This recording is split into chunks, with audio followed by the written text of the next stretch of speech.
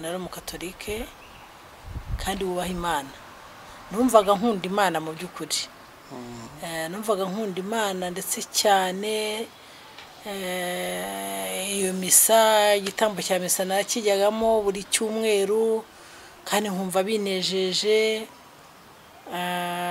Ndetse reka nakubwire yuko nibi byitwa amabonekerwa mujya mwumva najyaga mbijyamo. Reka nkubwire niba hari ikintu nagize ni inyota yo gusoma. Noneho nza gufata igitabo kimwe cyitwa ibisubizo by'ibibazo byawe. Ariko ibyo bintu nisomeye nkabyisomera nkajya mfata ibyo bitabo mu ruhande rumwe ngafata na Bibiliya mu rundi ruhande. Ndaje gusobanukirwa ko ibyo bintu ari ukuri.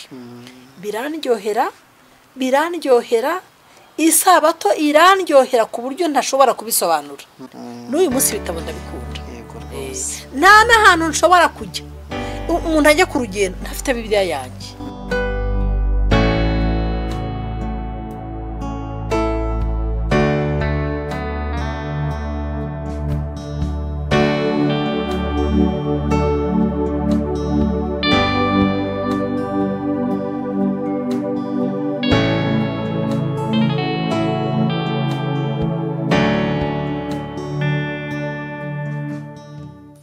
Muvandimwe muri Kristo Yesu, twongeye guhurira kuri iyi kamera y'umucyo w'isabato. Nongeye kugusuhuza mu izina ry'umwami wacu Yesu Kristo, izina ry'Uwiteka rihabwa icyubahiro. Amen.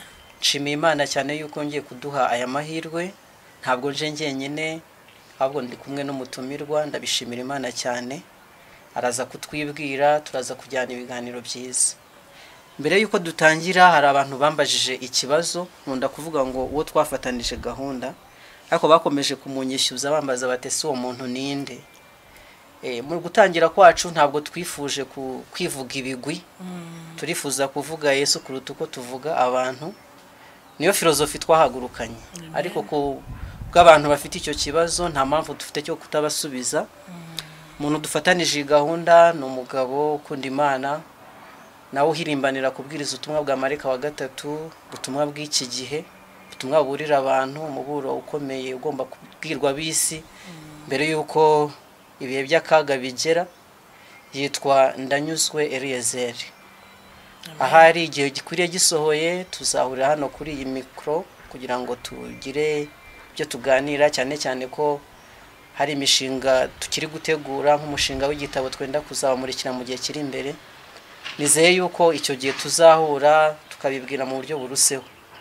Ariko ibitwerekeye kurutaho mushobora kudusura kuri ya website nababwiye, umucyowisabato.org. muze kureba kuri page yitwa abo turibo, muraza kubona byinshi bitwerekeye tudatinze. Nshimiye Imana ro kwakira uyu mubyeyi kuri iyi mikoro, kandi no mugisha murabubona ashisha kanguhe, afite byinshi ari butwungure ku ijambo ry'Imana ku buhamya bwite. Nkunda amagambo ari mu byakozwe n'intumwa, igitabo cy'ibyakozwe n'intumwa igice cya 4. Hari amagambo mwiza ku murongo wa 20. Haravuga ngo kuko tutabasha kwiyumanganya ngo tureke kuvuga ibyo twabonye kandi twumvise. Yego. Uyu no mugambi rero uyu mubyeyi nawe yaduhaye karibu kugira ngo dusangize iby'amaso ye yiboneye, uko Imana yamugiriye neza, uko yakiriye umucyo w'isabato. Araza kudusangiza byinshi. Mbere yuko dutangira ngiye kumusaba twibwire, namara kutwibwira dusengere, hanyuma dukomeze ikiganiro. Yego. Eric ndabashimiye. Imana ibahe umugisha. Amen. Nitwa Mukandekezi Roza. Ndi umudivantiste w'umunsi wa 7 kubw'ubuntu bw'Imana, kuko ntavutse ndiwe, ahubwo nabarizwaga mu itorero rya Kiliziya Gatolika. Ariko kubw'umugambi w'Imana mwiza, ubutumwa bwiza nanjye bungeraho, nza kumenya Yesu, nza kumenya n'amagambo y'Imana, nza kumenya n'umucyo w'isabato, kandi ndabishimira Imana cyane. Amen. Kandi ndagushimira yuko wadusuye. Yego murakoze. Imana igumugisha. Reka dusenge. Data wa twese uhoraho uri mu ijuru, Imana nziza, Imana y'urukundo n'amahoro, Imana yo kwizerwa, uhabwa icyubahiro. Amen. turagushimira ko ari we Mana, nta yindi Mana ibaho. Turagushimira ko ari wowe wadukunze urukundo rudahinduka, urukundo rutagajuka. Turagushimira yuko waduhaye umwana wawe Yesu Kristo, akishyiraho ibyaha byacu, agacumitirwa ibicumuro byacu, kandi agashinjagurirwa gukiranirwa kwacu kose. Izina ry'Imana rihabwa icyubahiro. Amen. Gushimiye rero yuko ukiduhaye ubuzima nanone kubw'ubuntu bwawe, kandi gushimiye ko wongeye kuduha icyicaro muri iki kiganiro. Bishimirwe. Amen. Ndagusaba cyane kugira ngo Mwuka w'Imana ayobore iki kiganiro, kugira ngo ari twebwe ari n'abandi bazacyumva, twese kizadufashe, kizatugirira umumaro, kizaduheshe ndetse n'amahirwe yo kuzabana nawe ubuziraherezo. Bisabye nizeye mu izina rya Yesu. Amen. Amen. Amen. Mumaze kutubwira yuko ijambo ry'Imana ryabagezeho, mwari muri mu itorero ry'abakatolike batazi umucyo w'isabato. Yego. Ndumva mwabanza mukadusangiza ayo makuru abanza, imibereho yanyu mbere yuko mumenya ukuri n'uburyo byaje kugenda kugira ngo kuri kubagereho. Yego. Murakoze cyane, nabashimiye. Rero Eric, mbere yuko menya uyu mucyo ufite uyu munsi, harimo n'umucyo w'isabato, nguko nabibabwiye kuko nari umukatolike kandi wubaha Imana. Numvaga nkunda Imana mu by'ukuri. Numvaga nkunda Imana ndetse cyane. Iyo misa, igitambo cya misa nakijyagamo buri cyumweru, kandi nkumva binejeje. Ndetse reka nakubwire yuko nibi byitwa amabonekerwa mujya mwumva, najyaga mbijyamo. Najyaga nkora ingendo zo kujya iyo ngiyo ku Gikongoro, Kibeho, mu mabonekerwa. Ndetse nakuyeyo n'igitabo kinini cyavugaga amateka y'amabonekerwa, uretse n'amabonekerwa ya Kibeho, harimo n'amabonekerwa y'aho bita Sarete, Rurude, mu Faransa n'ahandi henshi hagiye habera amabonekerwa ku isi. Rero ibyo bintu nabikurikiranaga kuko numvaga mbikunze. Nari ndi umuntu wakundaga ishapure narayivugaga, nkavuga ibyo bita rozari, ubwo ni amashapure 3. Ibyo bintu byose narabikoraga, kandi nari narabitoje n'abana banjye. Nuko rero njya kumenya uyu mucyo, nawumenye muri 1996, nyuma ya Jenoside yakorewe Abatutsi. Nakundaga kujyana n'abana kujya gusenga hariya kuri Kristus. Nuko umwana umwe mukuru witwa Rodrigue, twageraga imbere y'ishusho ya Bikira Mariya tugakora ikimenyetso cy'umusaraba. Aho igihe tuhagera akareba ibyo nkora, akumva bimeze nk'ibitamunyuze, we ntabikore. Twatakambwa ati none kuki tugera hariya mugapfukama mugakora ku gahanga, Imana iba ku gahanga, kandi ko mbona kino kintu ari ishusho. Ndambwira nti rero uriya ni umubyeyi Bikira Mariya, turamwubaha. Arambwira ati ariko mama, ati wowe ntabwo ubibona ko iki kintu ari ikibumba, ntubona ko ari ishusho? Ariko iyo umuntu ari muri biriya bintu aba ameze nk'uwo bashyizeho agatambaro, iyo abirimo ntashobora kubisobanukirwa rwose. Nanjye nari ndi umufana, navuga ko nari ndi umufana wa Bikira Mariya, kuko bajyaga bazana n'amashusho mu rugo iwacu bagatereka muri salo, tukayashengerera, tukava mu mihana tujya mu muhana tujya mu wundi tuyaherekeje kose, koko twumva ari ubukirisitu.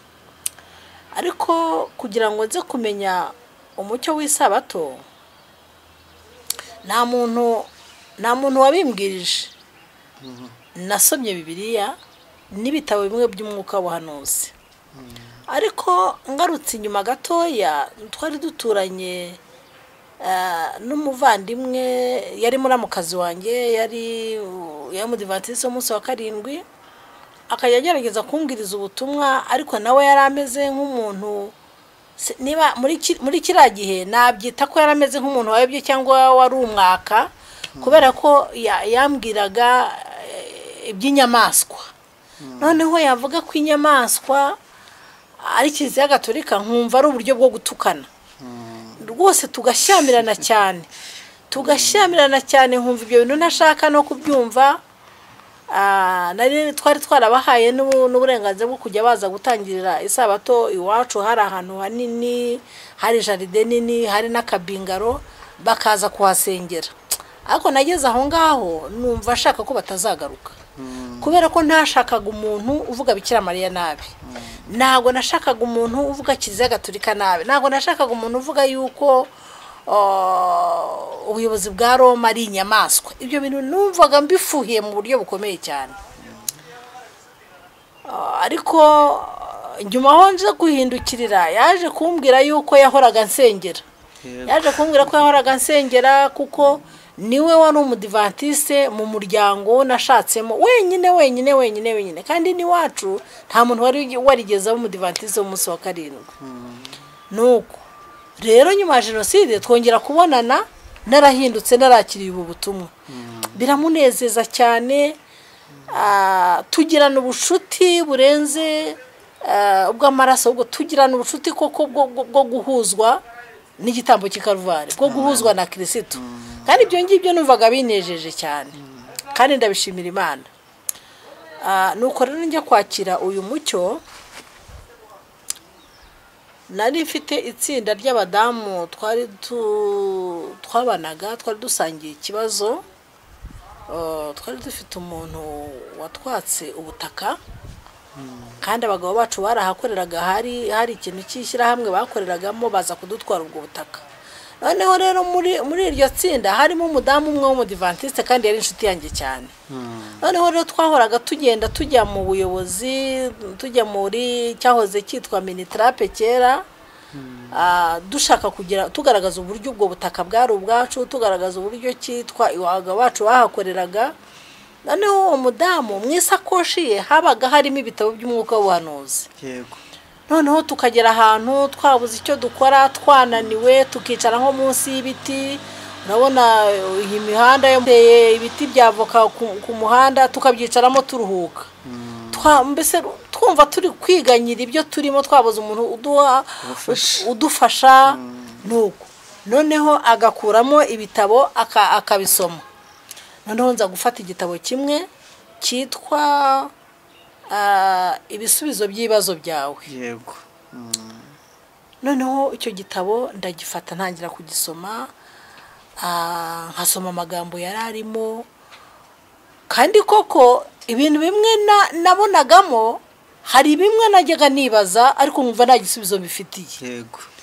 Nuko rero kuko nyine ari igitabo kivuga ibisubizo by'ibibazo byawe, hari ibintu bimwe nagiye mbona harimo n'isabato, kwibonera ibisubizo, nkumva mbiboneye igisubizo. Nkumva ndushijeho kugira amashyushyu. Bukeye igitabo ndakimwaka, ndagitwara. Yari afite n'ikindi gitabo cyitwa ibyigisho bya Bibiliya. Yego. Urabona haba harimo kwiga Bibiliya nyine ku ngingo zitandukanye. Ibyo bitabo rero ko ari bibiri byaramfashije cyane. Urebye mu by'ukuri ntabwo nigeze nakira uwo mucyo igihe babandi bawumbwirizaga. Navuga ngo bawumbwirizaga wenda igihe kitaragera, cyangwa se wenda banabimbwirizaga nabi simbizi, ariko ibyo bintu nisomeye, nkabyisomera, nkajya mfata ibyo bitabo mu ruhande rumwe, ngafata na Bibiliya mu rundi ruhande. Yego. Ndaje gusobanukirwa ko ibyo bintu ari ukuri. Birandyohera, isabato irandyohera ku buryo ntashobora kubisobanura. Nabanje kwibaza igihe isabato iza gutangirira, ariko mu by'ukuri n'ubundi naje kubibona muri bya bitabo. Yego. Ndushaho gushima Imana. Isabato irandyohera, kugira ngo rero ntangire kwiruhuka. Uti byaje biti. Umunsi umwe ariko isabato nasuye uwo mudamu, ariko nsubiye inyuma gato ntari namusura, naragiye menya ukuri kuri muri ibyo bitabo. Nasubiraga gusenga aho nasengeraga muri Katolike, muri Kiliziya Gatolika, nkumva ibintu byatangiye kubiha. bivuga ngo bya bintu wa muhungu wawe yakubwiraga nawe utangira kubyibonera. Ntangira kubyibonera, ntangira kubona ibintu bidasanzwe, ntangira padiri yatunguka hariya, nkumva agiye mu bintu bitandukanye n'ibya Bibiliya, ntangira kumva mbihiwe. Ariko kubera ko ari itorero nabayemo igihe kinini, niryo nashyingiriwemo, niryo abana banjye narababatirishije, nkumva kurivamo bitewe n'abantu twanabanaga, nanone nkumva n'umutwaro, nkumva ntabwo biraza.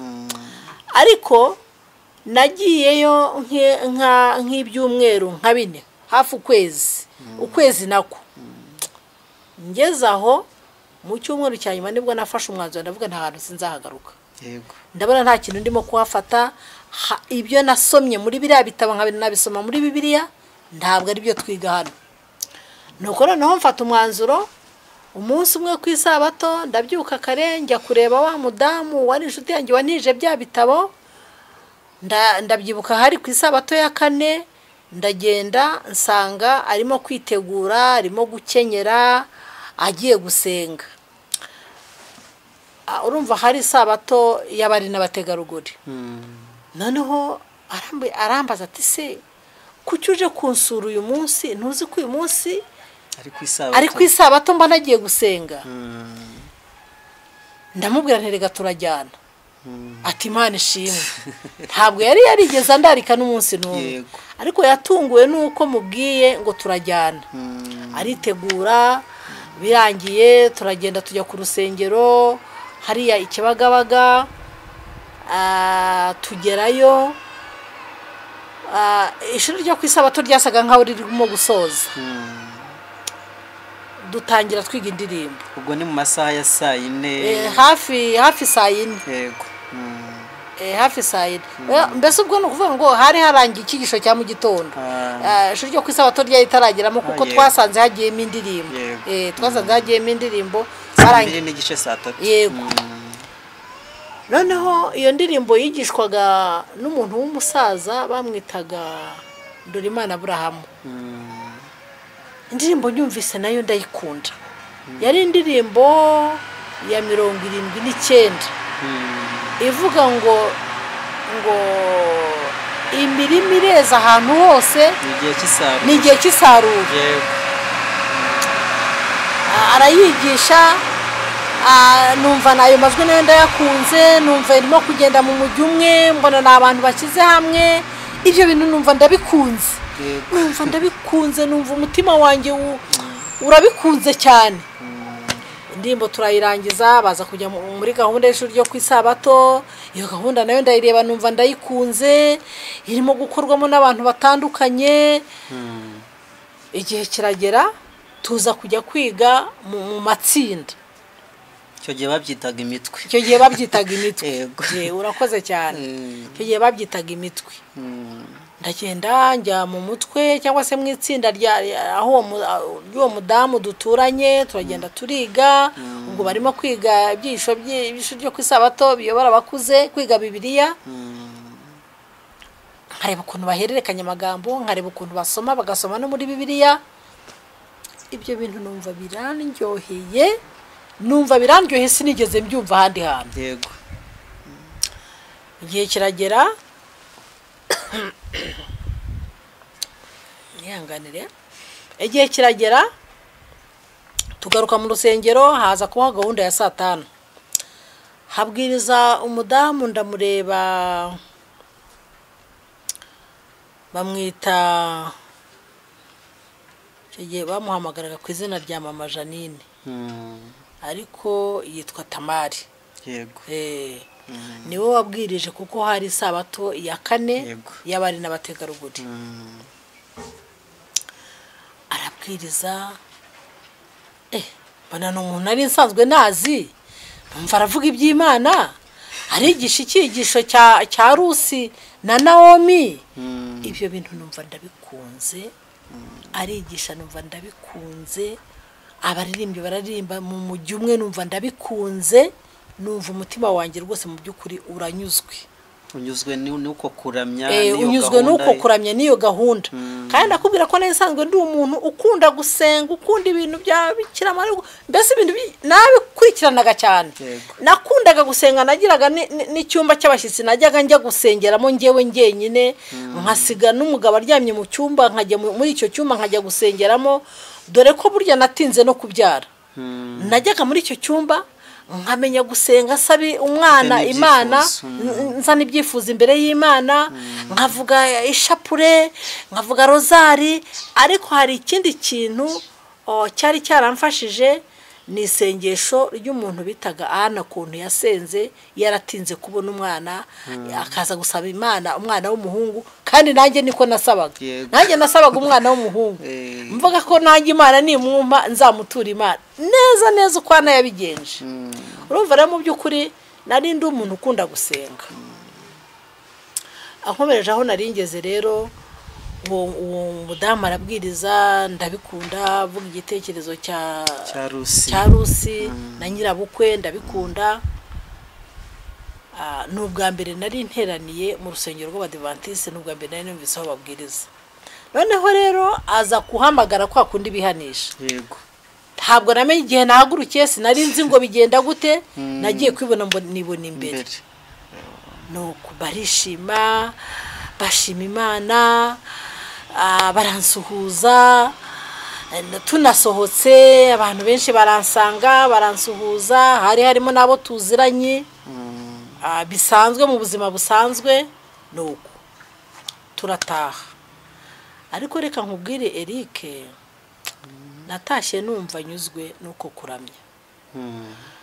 Natashye numva isabato yanindyoheye ku rugero ntashobora kubisobanura, ku buryo numvaga ntegereje ko icyumweru gishira nkongera gasubira gusenga, hakaboneka indi sabato. Kubera yuko nari naragiye mbisoma. Mu by'ukuri nubwo nagiye kiriya gihe, ariko hari ibintu byinshi nari naragiye nsobanukirwa, ku buryo ikintu cyitwa isabato, uwo mucyo w'isabato wandasiye ku rugero Imana yashakaga kudasiramo. Ibyo rero mbishimira Imana cyane. Ndakomeza njya gusenga ku masabato yakurikiyeho, ntangira kumenya kwitegura isabato. Iwacu ku isabato rwose byaragaragaraga umukuburo, ugasanga ahantu harakeye. Naba ntagiye no ku rusengero, abana tukicara muri salo tugatangira isabato, nkafata bya bitabo nkabasomera Bibiliya, abana nabo batangira kubikunda. Rwose maze nk'amasabato 4 njyayo, aho nasengeraga n'abantu tubana bari batangiye kubimenya. Bamwe ahandi muri kiliziya batangiye kubimenya, na babandi bo mu ntuza bo mu hari udutsinda babamo, bagiraga amashusho, abo twakoranaga ibintu, abarejiyo batangiye kumenya ko nabuze, batangira kumenya ko nagiye mu yindi myizerere, batangira kugenda babihererekanya, bisa nkaho mu by'ukuri bagize ikibazo, kandi koko bari babuze umuntu, navuga ngo wari umuntu w'ingenzi. Nuko ariko mu by'ukuri nubwo banyitaga nk'umuntu w'ingenzi, ntabwo nari nzi gusoma Bibiliya, ntabwo nari nzi uburyohe bwa Bibiliya. Ariko uko nagiye niga ibyo bitabo birimo ibisubizo by'ibibazo byawe, ibyigisho bya Bibiliya byanyigishije Bibiliya ku rugero nayikunze, iba inshuti yanjye. Birampindura. Uko amasabato yagiye akurikirana, nkagenda njyayo ndushaho kubikunda. Uko amasabato yagiye akurikirana, ngenda njyayo ndushaho kubikunda. Abana banjye nabo batangira kunkurikira.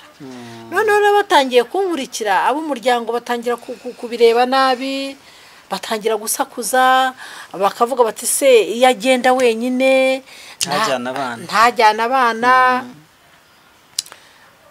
Urumva umutware wanjye yari yarapfuye, ariko noneho nubwo atarakiriho, baravugaga ngo ubwo ngiye ngo nisha amasezerano. Ngo nisha amasezerano kubera yuko nasezeraniye muri Kiliziya Gatolika nkaba nyivuyemo narangiza nkaba njyanye n'abana mbese ngo ni ukuvuga ngo n'abana b'umugabo wanjye mbajyanye mu yindi myizerere. urumva rero mu by'ukuri babigizeho ikibazo, ariko uko twagiye tujyana abana nabo barushijeho kubikunda, barabikunda cyane. Reka nkubwire ikintu gikomeye ku isabato, nageraga mu rusengero kare ku buryo muri urwo rusengero intebe twicaragaho, urwo rusengero rutari rwuzura, intebe iyo twamaraga kuzicaraho ku isabato bagiraga ahandi hantu bajya kuzibika mu bwiherero, ahabaga bari bafite icyumba gikingo, bakagenda bagapakiramo za ntebe. Noneho ku isabato abadiyakoni bakabyuka baza kuzitera. Abadiyakoni rero batindaga kuhagera nk'abantu bamenyereye ibintu, ariko ngiye kubera ko byari bindyoheye nakiraga ku rusengero kare, nabatangagayo. Noneho nagerayo rero nkabafasha gupanga za ntebe, sinarinzi wenda ko ari n'umurimo utandeba. Nakoze nka bya bindi bya uza byo kujya kuramira isanduku. Nuko nangira rero gukora umurimo w'ubudiyakoni gutyo, ariko mu by'ukuri batanora ubudiyakoni nabizi kandi ntaranabatizwa. Nubwo igihe kiragera, ubwo habaga hari abandi biga mu itsinda ry'abitegura kubatizwa, ariko reka nkubwire iryo tsinda ntabwo nigeze ndyigamo. Nta n'uwambwiye ngo ndigemo, barandetse nkomeza kwigira muri wa mutwe ubushuri ryo ku isabato, aho wa mugenzi wanjye yasengeraga yigiraga. Nuko noneho igihembwe kirangiye, wumve ko nahigiye n'igihembwe cyose, amezi 3 kirangiye rero hagiye kuba umubatizo. Noneho urumva abayobozi barabazanyije bati se bashaka kuba barabazanyije ku byanjye. Noneho barampamagara baramatse bati se mundi mu by'ukuri gahunda yawe ni iyihe, urumva wifuza kubatizwa? Ndabishaka cyane. Ntabwo bati se none baravugana hagati yabo bati se ko atigeze yiga mu cyiciro cy'abitegura kubatizwa azabatizwa atarize? Ndavuga ariko burya narize. Noneho baravugana bati reka tumubaze, reka tumuhe ikizami.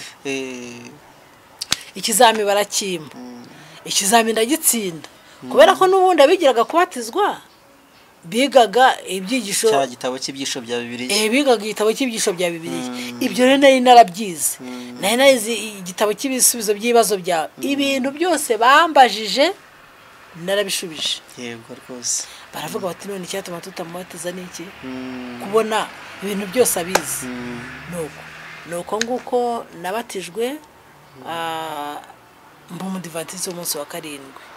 Ariko reka nkubwire ko mu by'ukuri ntekereza ko byari umugambi w'Imana, kuko uyu muhamagaro warandyoheye cyane. Natangiye kujya niga Bibiliya, nkajya ndara nicaye, nkafata ibyo bitabo by'umwuka w'ubuhanuzi nkabisubiramo nkabyiga. Abana bajyaga kuryama nkafata ibitabo na Bibiliya yanjye nkarara nicaye niga. Inyoni zavuga ngahaguruka nkakaraba amaso nkajya ku kazi, ntigeze ndyama. Niba hari ikintu cyandyoheye mu buzima ni Bibiliya. Bibiliya yarandyoheye, Bibiliya ihinduka inshuti yanjye. Reka nkubwire abantu bose twabanaga bya bindi bita ikigare mu mvugo z'iki gihe, twaratandukanye. Abantu twabanaga twaratandukanye, bakavuga bati yanze idini ryacu, ntabwo agikora nk'ibyo dukora, ntabwo akijya mu byo tubamo. Twaratandukanye cyane ku rugero rwo hejuru, ndetse bamwe babaye nk'aho babaye n'abanzi banjye. Nashaka no kugira, ariko uzi ukuntu nanjye nagize ubwaka nkashaka kubwiriza ubutumwa, nkajya nirwa mvuga umuntu wese duhuye, najya no ku kazi abantu nkabarangaza ibyo nize byose, ugashaka ko babimenya. Hashaka ko babimenya. Nukuri ni ibyo gushimira Imana cyane ku ruko guhamagara kw'Imana, n'uburyo Imana yahisemo kugutoranya. Ariko nagira amatsiko kandi yenda nabambariza n'undi wari we wese, cyane cyane ukiri mu myizerere yiyo wahozemo. Ese ni ibiki wabonye muri Bibiliya, bya bitabo byaguhaye by'ibisubizo by'ibibazo byawe nk'uko igitabo cyitwa wabonye bidasanzwe utari usanzwe uzigi wari ukiri muri ya myizerere ya mbere? urakoze. icya mbere, ntabwo nari nzi ko Imana yaremye mu minsi 6 ikaruka ku munsi wa 7. ibyirema nta na kimwe nari nzi. urumva, nabanje no kugira ikibazo cy'igihe isabato itangirira. urumva, nk'ibyo ngibyo nkubwiye biboneka mu itangiriro igice cya 2, igice cya 2 uhereye ku murongo wa 1, aho Bibiliya ivuga ngo Imana yeza umunsi wa 7, ngo ijuru n'isi n'ibirimo byinshi byose birangira kuremwa. ku munsi wa 7 Imana irangiza imirimo yakoze, iruhuka ku munsi wa 7 imirimo yayo yose yakoze. Imana iha umugisha umunsi wa 7 iraweza, kuko ari wo Imana yaruhukiyemo imirimo yakoze yose. Yego. Ibi bintu ntabwo nari mbizi. Ntabwo nari nzi ko Imana yaremye mu minsi 6 ikaruka ku munsi wa 7. Ibi bintu ntabwo nari mbizi. Narabisobanukiwe. Nza kumenya n'igihe isabato itangirira. Yego. Aya magambo tuyasoma mu ndatekereza ko ari mu Balewi igice cya 23 hari. Abalewi igice cya 23.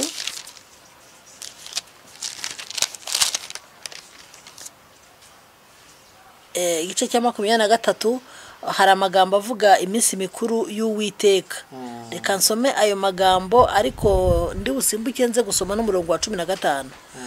Ngo Uwiteka abwira Mose ati, bwira Abisiraheli uti, iminsi mikuru y'Uwiteka mukwiye kuranga ko ari iy'amateraniro yera. Iyi niyo minsi mikuru yanjye.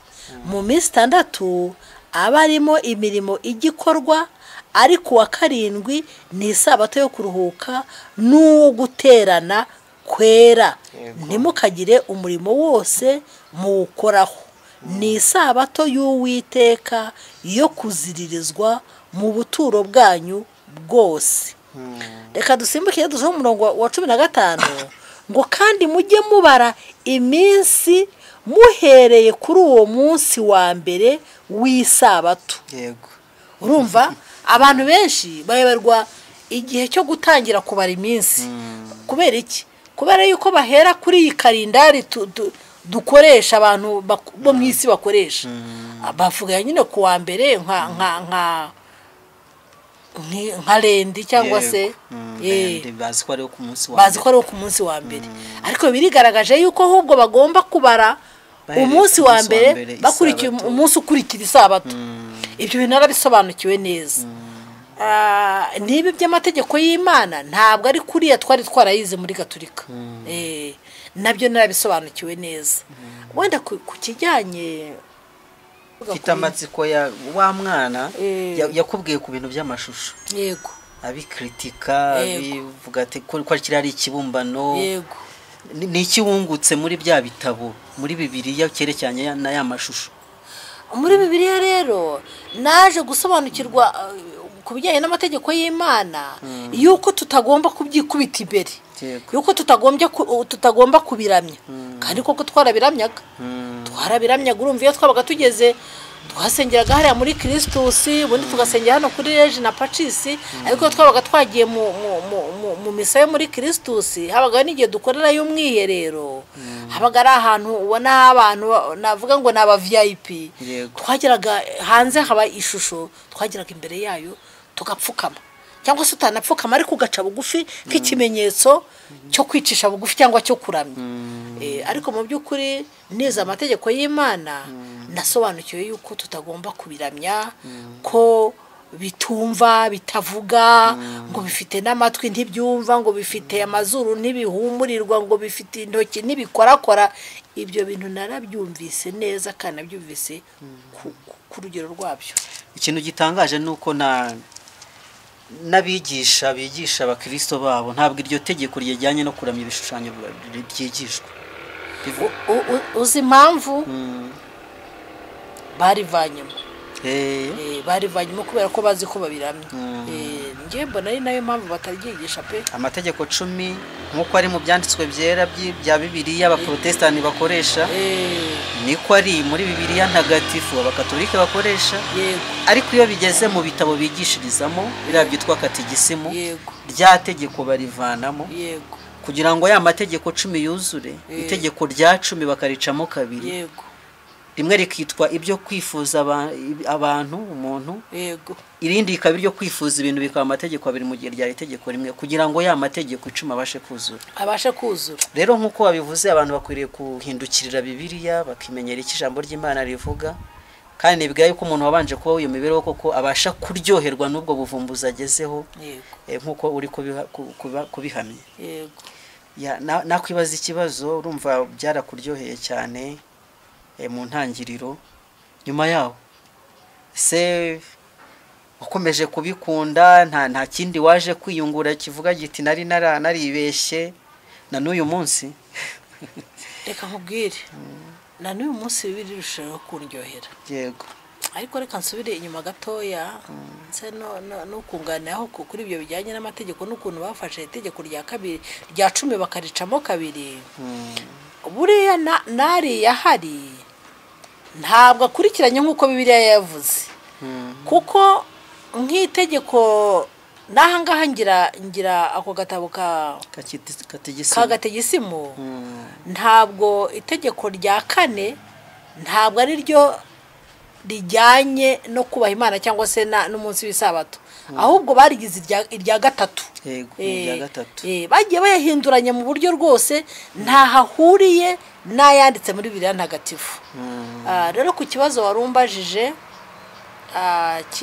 cy'icyo niyunguye, usa nakubwira ngo nungutse byinshi. Yego. Nungutse byinshi kuko ntabwo nakomeje gusoma biriya bitabo nakubwiye.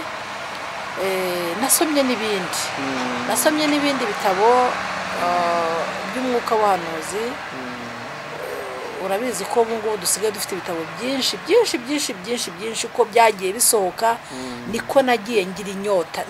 Reka nkubwire, niba hari ikintu nagize ni inyota yo gusoma. Yego. Nagize inyota yo gusoma, yewe simbizi nanjye hari nari kuba umwaka. Nagize inyota yo gusoma biriya bitabo ku buryo nta gitabo na kimwe cyasohokaga ngo nta kigura. Numvaga mu by'ukuri nabura amafaranga yo kugura ikindi kintu, ariko ntabura amafaranga yo kugura igitabo. Nakundaga ibitabo cyane, ndetse reka nkubwire ko byarangiye ngiye n'umuhamagaro wo kubwirisha ubutumwa ibitabo. Yego. Kubera iki? Narabikundaga cyane. N'uyu munsi ibitabo ndabikunda. Yego rwose. Nta n'ahantu nshobora kujya umuntu ajya ku rugendo ntafite Bibiliya yanjye. Ntibibaho. Ijambo ry'Imana avuga ngo kwizera guheshwa no kumva, kandi kumva nako kukazanwa n'ijambo rya Kristo. Yego. Byanze bikunze igihe ijambo ry'Imana rimuritse ku mutima urisonzeye, Yego, nta kabuzabaho kunyurwa. Yego. Nshobora nanone kwibaza ikibazo, abantu benshi igihe tuvuze iby'amategeko y'Imana tukavuga iby'isabato, hazamuka ikindi kibazo. Abantu bakavuga bati twebwe twatsindishizwa n'ubuntu kubwo kwizera, ntabwo tugitwarwa n'amategeko. Bigasa nkaho urupfu rwa Kristo yapfiriye ku musaraba Karuvari rwaje ruje kuvanaho amategeko. Ese ibyo ngibyo byo ntacyo wabyiyungutseho kuri izo ngingo wafashisha abantu, ku ngingo iri hagati y'isano y'amategeko n'ubuntu bw'Imana? Reka nkubwire, ibyo ngibyo buriya biba ari ukwibeshya cyane, kuko iteka iyo umuntu ari mu bintu abitsimbarayeho cyangwa se abivanamo inyungu runaka, buryo ibyo wamubwira byose ntiyabyumva. Ntabwo urupfu rwa Yesu rwaje kuvanaho amategeko, ahubwo nyine rwaje kuyashimangira, kuko aho kugira ngo amategeko aveho Yesu yemeye gupfa. Yego. Aho kugira ngo amategeko agiye gute akurweho. Rero mu by'ukuri ntabwo umuntu akugiriye neza akakwiha akakugirira ubuntu. Erega na kera iyo umuntu yabaga akugiriye neza akaguha inka waramwirahiraga kubera ko yakugiriye ubuntu. Rero Imana yatugiriye ubuntu ikaduha agakiza ku buntu, ntabwo twayigomera. Kandi kwica amategeko ni ukugomera Imana, nibwo bugome. Rero amategeko ntabwo atandukanye n'ubuntu bw'Imana. Abantu dukwiye kubyumva neza ko igitambo cya Kristo cyaje kugira ngo umuntu ababarirwe ibyaha bye. Yego. Ibyaha ni iki? Ni ukwica amategeko. Bivuze ngo isaba yuko uwayishe ahanwa igihano. Ubundi niko byari bikwiye. Kandi icyo gihano ni urupfu. Ijambo ry'Imana ko tuvuga ngo ibihembo by'ibyaha ni urupfu. Ubwo rero twagombaga gupfa, Kristo yemeye gupfa mu cyimbo cyacu. Amen. Bisobanuye ngo amategeko amategeko yishyuwe igihano yagombaga kukwishyura. Yego. Ni urupfu yuko umuntu agomba gupfa igihe yakoze icyaha. None Kristo yemeye gupfa mu cyimbo cya wa muntu. Yaraje arishyura. Ibyo rero nk'uko Paulo abishimangira, ntabwo kuba Kristo yarakoze ibyo ngibyo, ubwo buntu bw'Imana ntabwo ari ubwo gupfa ubusa, ntabwo byabayeho kugira ngo ibyaha bigwire. Ahubwo ijambo ry'Imana rivuga ko Kristo yaje kugira ngo ibyaha bishire, nk'uko umuhanuzi Daniel yabivuze. Ni umunezero ukomeye rero ko Imana yarabahamagaye, kandi nk'uko mwabikomojeho muri gukora umurimo wo kubwira abandi ibyo mwamenye. Ushize nifuza kuganira namwe, yavuze muti kuvukira mu Badivantiste ntabwo muba mwumva uburyohe bw'ibyo bintu. Ntabwo babyumva, ndakubwiza ukuri. Abantu baragenda bakabisinda. Ariko umuntu wabisogongeye akabyumva atarabizi, bimubera umunezero. Imana ishimwe yabahamagaye kandi mukemera iryo rarika. Hari ikintu mwigeze kuvuga cy'itsinda ry'abantu bateraniraga mu rugo rwanyu. Abantu b'Abadivantiste kugeza ubwo mwabahaye n'ikibanza bakajya basengerayo. Ariko waje kubikomozaho gatuti ntabwo nzi niba ari uko babivugaga nabi cyangwa se ari igihe cyari kitaragera. Nanjye nkibaza ikibazo, mbese ntibishoboka ko abantu batwaye umucyo w'isabato bashobora kuba intaza, cyangwa se koko umucyo ugatangwa nabi bigatuma bya bintu byari kuba umugisha ku bandi, wa mugisha utakirwa nk'uko wagombaga kwakirwa? Urakoze. Birashoboka. Birashoboka. Abantu bashobora gutanga umucyo, wenda bakanawutanga neza, ariko barangiza bakica wa mucyo batanze bakurikije ibyo bakora. Iyo sabato bakayibwira abandi, ariko wajya kureba nabo ugasanga ntayo bafite, cyangwa se indi mibereho yabo y'iby'umwuka nayo irahakana bya bindi bigisha. Ariko kiriya gihe mu by'ukuri ntabwo navugaga wenda ko wenda aba batabyumvaga, kuko abo bantu ryari itsinda ryasaga naho nako ntabwo ryari gusa, bari baritandukanije n'Abadivantiste. Barabo bitaga abakusi. Barabo bitaga abakusi, babandi muri kiriya gihe cy'icyo gihe nyine batanywaga amata, ngo bakameraga inka hasi, nuko bajyaga bakavuga ngo batemye amakahwa, ngo bagira gute. Rero urumva ibyo bavugaga nabyo bashobora kuba barabivuganaga ubwaka, ariko kuko ntari mbisobanukiwe, ntabwo nari nzi niba mu by'ukuri barayobye cyangwa se batarayobye. Ariko ku bijyanye no kubwiriza ubutumwa ukabuhakanisha imibereho yawe, bibaho cyane. Iki kibazo nkunda guhura nacyo, ndabyibuka hari umwe twigeze kuganira mu minsi yashize, atuma abantu benshi bampamagara. Hari umubyeyi wigeze kumpamagara mbaza, ariko Abadivantiste isabato niyo mwe muzi?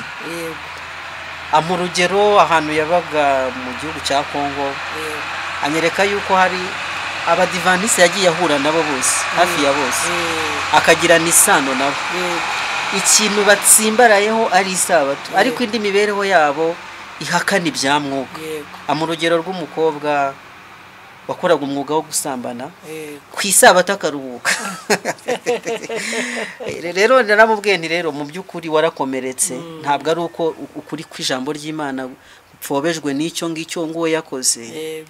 Kandi abantu bakwiye nanone kumenya yuko icyitegererezo cyacu ni Yesu Kristo. Yego. Iyo turebye ku bandi rimwe na rimwe tukigereranya nabo dushyize ku munzani, dushobora gusanga ibyacu ari byiza kuruta ibyabo, maze bya bindi byiza bari batunze nabyo bigashyirwa mu gatebo k'ibyabo, bigahita biteshwa agaciro. Turanagwa, iyo turebe ku bandi turagwa. Ariko nanone kandi bantu b'Imana mutwaye ubutumwa bw'isabato bwo kwereza amategeko y'Imana, mwibuke yuko isabato ni itegeko rya 4 mu mategeko 10. Yego. Igihe rero twibanze kuri icyo abandi badafite tukaba ari cyo tumurika imbere, nyamara imibereho yacu yongera ikajya gusenya bya bindi twahozemo, kutizera Imana ari twe biranga tujya mu bapfumu, ubusambanya ari twe buriho, icyo gihe dusebye Imana cyane. Yego. Ndetse na ya sabato abantu bakwiye kumenya ikambikwa umwijima w'icuraburindi, kuko ni umugambi wa Satani. Yego. Nicyo mbwira bene wacu, ndabwira ngo bantu b'Imana mutwara umucyo nk'ukuri, atari igice, kuko iyo umucyo ubaye igice uhinduka umwijima. Yego. Ariko nanone bana b'Imana mushakisha ukuri kw'ijambo ry'Imana, mutaramurikirwa n'umucyo wose w'ijambo ry'Imana nk'uyu turi kuvuga w'isabato, mwireba ku bantu, ahubwo murebe icyo ijambo ry'Imana ribabwira. Nkuko uyu mubyeyi ari kubitubwira, twishakashakire mu byanditswe kugeza ubwo uburyohe bwaryo butugeraho. Ndumva aricyo nakwifuriza abantu b'Imana. Yego.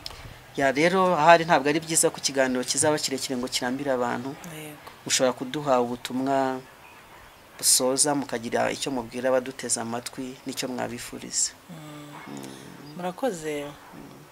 Mu by'ukuri hanze aha ngaha hari imyizerere itandukanye ariko idafite aho ihuriye na Bibiliya.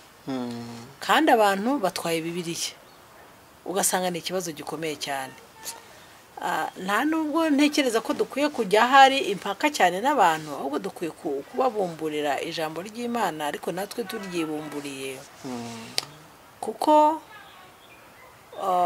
ari abasenga abo batagatifu nk'uko nanjye nabigiraga, cyangwa ari abasenga Bibiliya. Ijambo ry'Imana ritubwira yuko nta wundi agakiza kabonerwamo. Yego. Amagambo aboneka mu byakozwe n'intumwa igice cya 4 umurongo wa 12. Nta wundi agakiza kabonerwamo, nta rindi zina twahawe munsi y'ijuru tugomba gukirizwamo keretse izina rya Yesu. Rero ubutumwa numva naha abantu ni uko abantu bajya mu ijambo ry'Imana. Mbese ipfundo ry'ubuyobe bwose natwe turabafite bagiye bayobagurika.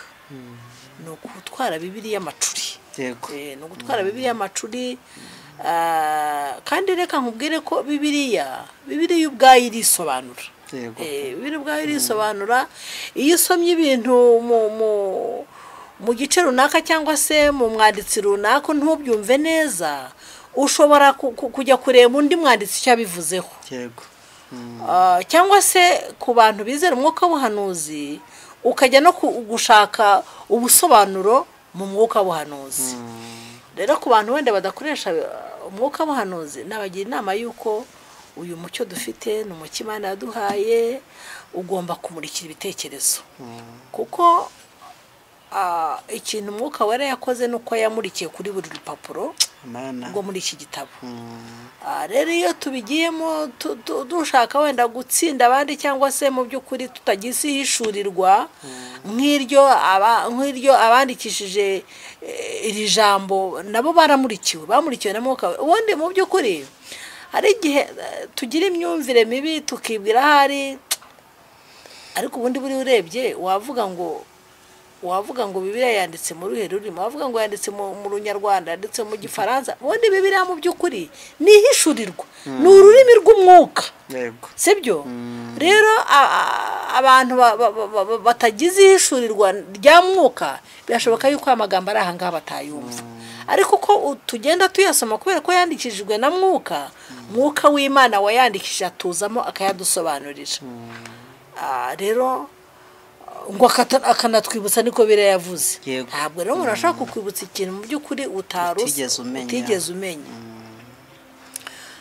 Ngewe ku rwanjye ruhande ubutumwa numva naha abantu ni uko bajya muri Bibiliya.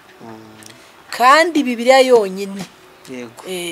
Bibiliya yonyine. Ikintu gitangaje nuko hari igihe usoma ibintu biri muri Bibiliya yera, undi wenda kubera ko yasomye muri Bibiliya ntagatifu akagira ngo ibyo bintu ntibihura. Ariko reka mbabwire birahura. Yego rwose. Yaba ari ibice birahura, yaba ari imirongo birahura, uretse ko hamwe ushobora gusanga ari mu Kinyarwanda gisa nk'icyoroshye cyangwa ahandi akaba gisa nk'igikomeye, ariko birahura. Ikindi Bibiliya ntagatifu yongeyeho igira ubusobanuro bwo hasi y'umurongo, isa nkaho yenda kurusha iyi ngiyi mu bijyanye n'ubusobanuro. Ntabwo nabivugaho amagambo menshi, ariko mu by'ukuri abantu batazajya muri Bibiliya, yaba ari abafite umucyo w'isabato bazayoba. Yego. Yaba ari n'abandi bari mu yindi myizerere batazakurikira Bibiliya, byanze bikunze bazayoba. Bazahusha intego, bazisanga kwizera kwabo gushonze, basanga ibyo bagiyemo nta kintu bibamariye, ndetse badasanganiye na Yesu nk'uko babitekerezaga. Imana ibahe umugisha. Amen. Reka tugushimire rero kubwo ubuhamya umaze kuduha, n'ubuhamya bwiza, n'ubuhamya bubasha gukomeza buri muntu wese ushakisha umucyo w'ijambo ry'Imana. Kuba wabwira umuntu uri mu bihe nk'ibyo wahozemo ukamubwira aho ugeze ni by'agaciro gakomeye. Tugushimiye inama uduhaye yo kujya mu ijambo ry'Imana, kugira ngo umuntu yimenyere we ubwe atari abandi babimubwiye icyo Imana imushakaho. Hari ikintu muvuze nabonye mu bandi bose nahuye nabo Imana yagiye imurikira, ni ubushake bwo kubana nayo. Ya majoro mwaraye, bya bihe byo gusenga, kwa kubaho mu myizerere murimo, mukabamo mutaryarya, muri mu byo mwemera uko, Imana iba yiteguye kumurika umucyo wundi ijuru rishaka kumumenya. Ariko igihe abantu bibereyeho mu buzima butagize icyo bwitayeho, igihe abantu bibereyeho mu buzima bwo gupinga no gushaka ibitsinda abandi, nk'uko mubivuze ntabwo bazunguka rwose. Barayoba. Rero reka tujye mu ijambo ry'Imana, dushaka Imana, dushaka kubana nayo amahoro, twifuza gusabana nayo. Ibitarasobanuka igihe kiragera bigasobanuka, bitewe n'uko Imana yasezeranye amasezerano akomeye ngo muzanshaka mu mbone, nimunshakana umutima wanyu wose. Turagushimye rero ku bw'ubu buhamya, tugusabire umugisha. Yego. Kandi twiringiye yuko hari uwo bizafasha, ahari tuzabona ibitekerezo by'abantu uko bizagenda bigaragara, batwandikira uko babyakiriye. Mwatangiye mudusabira umugisha rero kugira ngo ikiganiro kize kugenda neza. N'ubundi ngiye kubasaba musenge dushimira Imana ko yatuyoboye mu kiganiro, dusabira n'abazacyumva. Nanone Data udukunda uri mu ijuru, Imana y'urukundo n'amahoro, izina ryawe nirihimbazwe. Amen. Tugushimiye uyu mwanya tumaze dukora iki kiganiro, tugushimiye ibitekerezo byabonetse muri iki kiganiro, byafashije imitima yacu kandi bikaba bizafasha n'abandi bazatwumva. Izina ryawe rihabwa icyubahiro. Amen. Nuko rero icyo twakwisabira dusabira n'abandi bazumva, nuko umuntu wese yagira urufatiro ijambo ry'Imana. Amen. Kandi ijambo ry'Imana ni ryo muyobozi utayobya. Kandi wasezeranye ko abaryiga bazahuriramo na Yesu. Amen. Wasezeranye yuko abazaryiga Mwuka Wera azababera umwigisha mukuru. Izina ryawe rihabwa icyubahiro. Amen. Nuko rero urakoze kubw'iyi gahunda, ushimiye uyu mushyitsi waduhaye. Mana byose bikomeze kutubera umugisha, kandi uduhe kugutegereza twihanganye, ngo nuza tuzabane nawe ubuziraherezo. Mu izina rya Yesu. Amen.